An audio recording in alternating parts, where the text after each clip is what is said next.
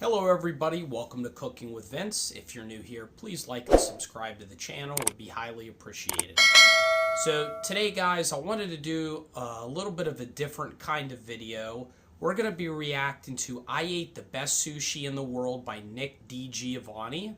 So Nick DiGiovanni is a world-renowned chef that was on season 10 of Master Chef. And I wanted to do this video to let everybody know that I like a lot of different types of cuisine. I love sushi, so I love shirashi. It's a real more authentic, popular sushi that's actually eaten in Japan, where it's assorted fish on top of rice. I really like nigiri. I really like salmon. Raw salmon's probably one of my favorites. But I'm gonna let you know what my reaction video to the video is, and we'll see where he goes. And yeah. I flew all the way to Japan in search of the world's best sushi. I'll be eating this Michelin-starred sushi that costs $1,000 per meal, this $100 Wagyu sushi, and even sushi served from a conveyor belt. But we're starting our trip on a bullet train with a Toro bento box. Some of the best and highest end tuna you can get in the entire world. You can tell just by looking at it how high quality this tuna really is. And it is delicious. And They just opened a new sushi conveyor belt system in my area. In Pittsburgh. It's actually a chain called Kura. It's a great spot. If anybody's in the Pittsburgh area, great place for sushi. Never thought I'd be eating sushi while traveling 300 miles an hour, but we're almost at our stop and I hear 7-Eleven has fantastic sushi as well. I'm gonna do some light reading until we arrive. Level 2, 7-Eleven sushi. I have never been in a 7-Eleven outside of the United States and I hear they're wonderful. I can't believe I'm buying sushi from a convenience store, but I'm excited. Okay, I'm gonna grab one of these salmon roe onigiris. I'm gonna try one of these sushi rolls. I'm also gonna grab this fish paste and mayonnaise sushi. This is a great haul. Arigatou gozaimasu. Let's eat. First up, we are gonna try the salmon roe and soy sauce onigiri. They separated the seaweed from the actual rice so the seaweed didn't get soggy. That's so simple, interesting. but it's so smart. But the tricky part here is that they're expecting you to know how to roll this up all on your own. Maybe I'm just overthinking it a little bit. That's unbelievable. I've got crispy seaweed, perfect rice, nice and salty, and fatty salmon eggs from a convenience store. Next up is this fish paste and mayonnaise square. I know imitation crab for people can be hit or miss, but personally, I love it. This one is literally just a perfect bite of this beautifully flaky fish. Once again, incredibly well-cooked rice and a little bit of mayonnaise to smooth it all out. This is making me want to move to Japan. Next up, the tuna sushi roll with soy sauce. So once again, this looks like they have the sushi roll separate from the seaweed, but this one opened up way easier than the last one. Tell me that that doesn't look like the perfect sushi roll. This roll right here cost me less than $2. Whereas back home in the United States, if someone cut this up, this would probably cost $15. I will say there's not a whole lot of tuna in there, but I don't really care. That 7-Eleven sushi was fantastic, but I just realized we're late to our reservation at the Conveyor Belt Sushi Restaurant. Luckily, my friend Linja saved the day with a quick and easy way for us to make it there on time. We're playing Mario Kart through the streets of Tokyo in real life to get there.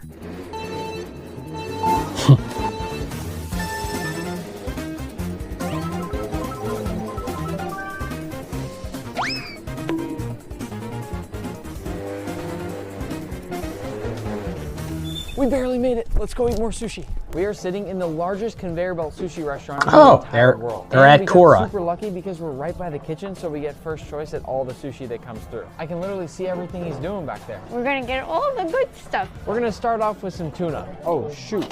Whoa. So the way that this place works is you basically get whatever sushi that you want off the conveyor belt, and once you're done eating it, whether you use your hands or chopsticks, you basically put it into like underneath this, it's hard to explain. It's like underneath this metal bar or post, and it actually tags how much each of the different sushis that you buy cost, and then it adds it up at the end of the meal. It's really cool. It's a great experience. Would recommend anybody try it if you love sushi. Why was it attached? Oh, you only grabbed the plate? That was pretty good. The salmon with the toasted mayonnaise is my favorite thing that they have at conveyor belt sushi restaurants. Always a 10 out of 10. That is a hard pass for me. Absolutely not. You can also special order items, and then this super fast conveyor belt on top moves so that people along the way can't grab your food before it gets to you. Let's order a few. Here it is. For sushi that's flying off a conveyor belt, I will say that looks pretty good. It's good, but I don't like all that ginger. They've got aged fugu on here, which is the most dangerous sushi you can eat. We'll save that for later in the video. We're getting these salmon with cheese all day long. They are the best. I'm eating these 2 at a time. I also absolutely love salmon roe. This is my favorite, shrimp tempura with mayo. Can't beat it. Linja, how are you eating so much? I'm hungry. Food here was okay, but we're in Japan. I think we can do better. We are currently at a restaurant where you have to catch your own fish to eat. The catch with this restaurant is that all they give you is just a hook. So the fish don't really bite anything, you just have to hook them. And it's not easy. I'm getting a bit nervous that we're not gonna catch a fish, and if we don't catch a fish, we don't eat dinner. Manny, I see the one I want. I'm gonna hit him with the sneak attack. Oh, oh. Linja, get in that. Linja, get in that. Oh, I lost him. Ah, Linja. It's actually harder than it looks. We got one. To congratulate us on catching our fish, they performed a ceremony that involved the entire restaurant. Thank you. Wow, this is awesome. That only took them about 3 to 5 minutes in the kitchen, and you can watch them in there filleting your fish. And I gotta say, they bring your fish out in a pretty good presentation here. We worked hard to catch this fish. Now, it's time to taste. It's so fresh. I don't think I've ever eaten fresher sashimi in my life. This has been fun, but we're moving on to something bigger and better. Wagyu sushi. This is Hama, a Wagyu expert who runs Wagyu Mafia, a members-only Wagyu restaurant in Tokyo. This is my tricolor Wagyu sushi. Wagyu sashimi, uni, sea urchin, and caviar. It has to be the best of everything. If you go cheap on one thing, that'll pull. My original wasabi, harvested in Azumino soy sauce. This is 8-year-old. Incredible. The best uni, the buffoon uni, #1 uni from Hokkaido, and my special caviar from Israel. Oh wow, this is a big piece of nigiri. 10:40 in the morning. If I could eat this every morning, I would. Breakfast sushi? I don't know if I can fit this. Oishii. ありがとうございます。はい。 You know what?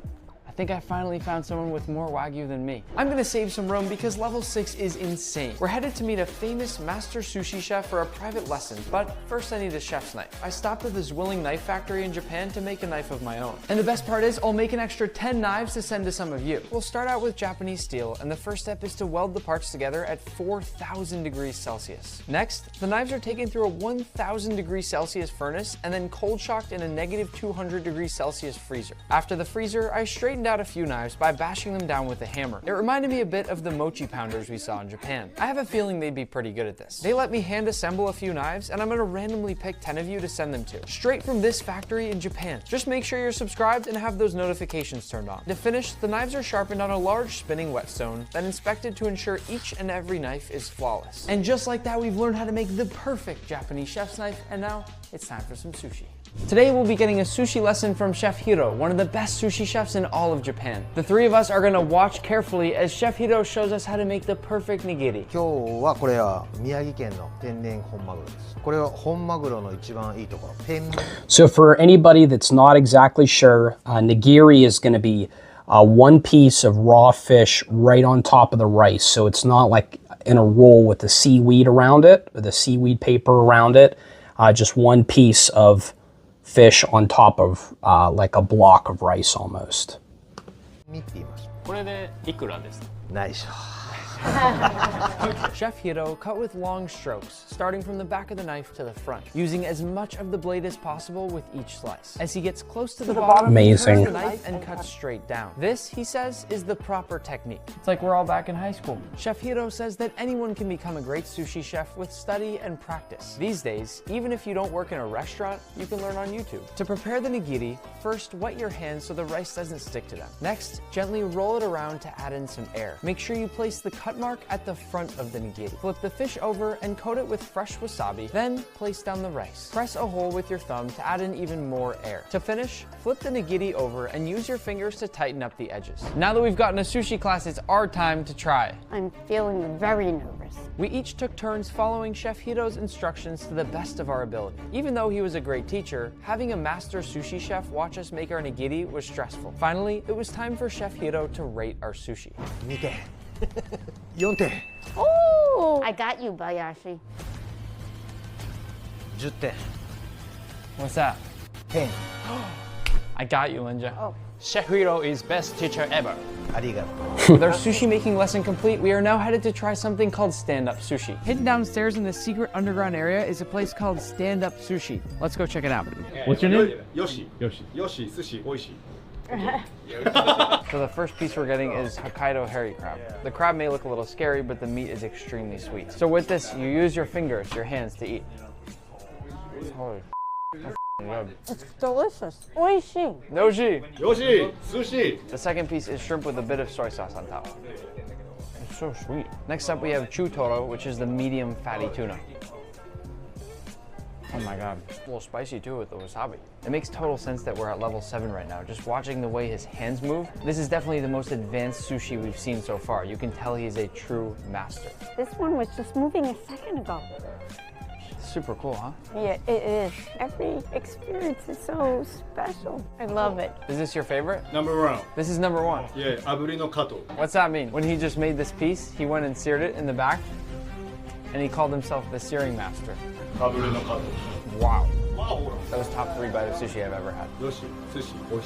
We're gonna go get some sleep because we're waking up at 4 in the morning to go to the fish market. For level 8, we visited the largest and most exclusive fish market in the entire world. We woke up early to meet a friend of mine who works at the market, then tossed on our boots and undercover gear and set off to find some of the best sushi we probably ever taste. As we walked through, I couldn't believe what laid before my eyes. The fish market was 4.3 million square feet. They had every type of seafood imaginable. I literally felt like a kid on Christmas morning. We eventually found an area with tons and tons of tuna, which, just like the sea urchin we'll see shortly, is sold through an auction early each morning, some of which sell for up to $3 million for a single tuna. Wow. So we headed to the best uni vendor in the entire market to see if we could buy ourselves a nice tray. They opened a number of different trays for me to look at, and even cut me a few small samples to give them a taste. If you've never tried uni before, it's buttery, slightly salty, and very delicious. It cost me 28,000 yen, or about $200 US, but my trip to the market didn't yet feel complete. As we left the uni area, we passed by a tank of the biggest crabs I'd ever seen.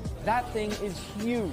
These were Japanese spider crabs, and I couldn't help but try one out. We purchased the crab, then carried it to the back of the fish market to cook it up. To cook the king crab, we heated up a massive pot of water and boiled it for about 20 minutes. What we're gonna do with this crab is place it down on the counter, and then we'll take our incredible uni that we bought earlier and eat this with the crab. To eat this, I'm breaking off one of the legs, then I'll crack it and pull out those tendons, crack it again, and hopefully that meat will come clean out. And this right here might possibly be the best bite of sushi I ever have. Cheers.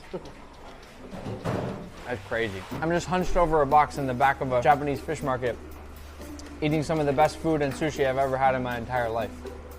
That was delicious, but like I said, each level gets crazier and crazier. And now I'm a bit scared because we're on our way to eat the most dangerous sushi in the entire world. It's called fugu. So this is my guess that it's the wild puffer fish, where they can charge up to $200 a plate. And really with wild puffer fish, and I don't know if that's what they're gonna talk about here, but if you puncture the organ during preparation, it's lethal if it gets anywhere near the actual sushi that's consumed. So we'll see if that's what he's discussing here. Also known as a highly poisonous puffer fish. If not prepared correctly, it can paralyze you and even kill you. And it has killed many people in the past. This will be, without a doubt, the most dangerous food I have ever eaten. I'd seen quite a few live puffer fish at the fish market, so I could only hope that the chef tonight had gotten it safely and responsibly from there. So the chef said this restaurant has been doing this for 47 years, and that this puffer fish is wild. It's not farmed, it's from the ocean, which actually means it's even more dangerous to eat. They finished preparing the sashimi and served it to us with a squeeze of lime juice, along with a special sauce containing some chives, radish, chili powder, and soy sauce. For some reason, I trust the chefs back there, but I am a little nervous. I'm not. This could kill us.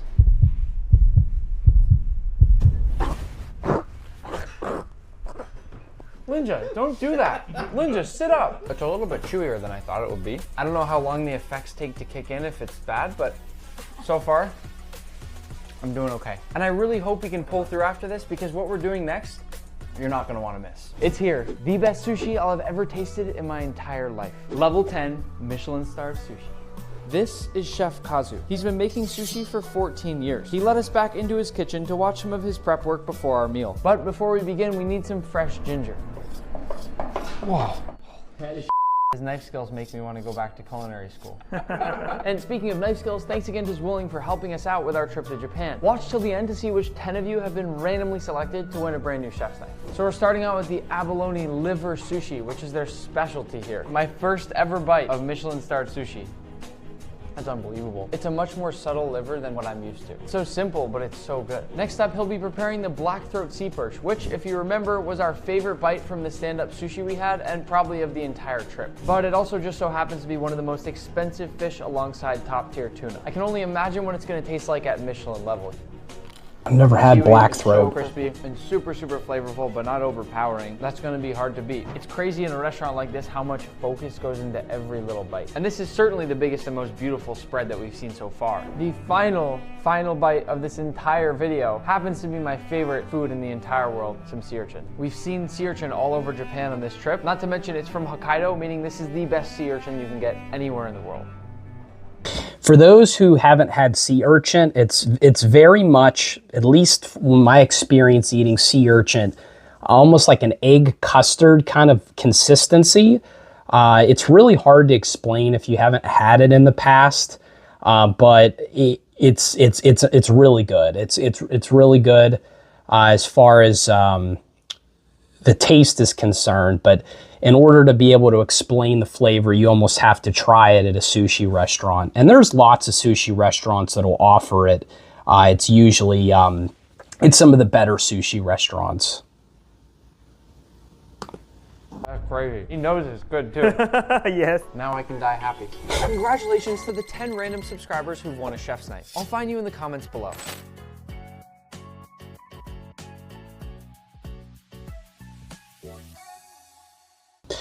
So very interesting, almost like a blogger type video in Japan. Nick's really good at doing those. I really want to know maybe who in the comments is familiar with Subikiyashi Yiro in the Robokyo Hills of Japan. He's one of the longest lasting sushi chefs in the industry. He cooked for President Obama, and it's one of the more expensive restaurants in Japan, but they actually made a documentary about it. Dreams of Sushi is what the name of it is on Netflix. I can put a link of it down in the description. And just again, want to get anybody's thoughts if they've seen that, and if they've actually been to the restaurant, how the food is. I'm sure it tastes fantastic.